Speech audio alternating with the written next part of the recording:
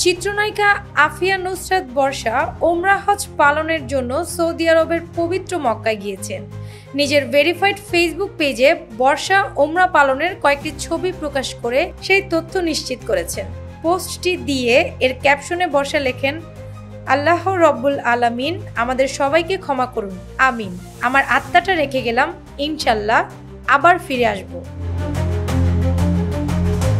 বর্ষা কোথাও গেলে সাধারণত সঙ্গী হয়ে থাকেন তার স্বামী অভিনেতা অনন্ত জলিল, কিন্তু ফেসবুকে প্রকাশিত ছবিতে বর্ষাকে একা দেখা গেছে। তাই অনুরাগীদের মনে প্রশ্ন জেগেছে, বর্ষা একা কেন, অনন্ত জলিল কোথায়? বর্ষা অবশ্য এই প্রশ্নের উত্তর দেননি।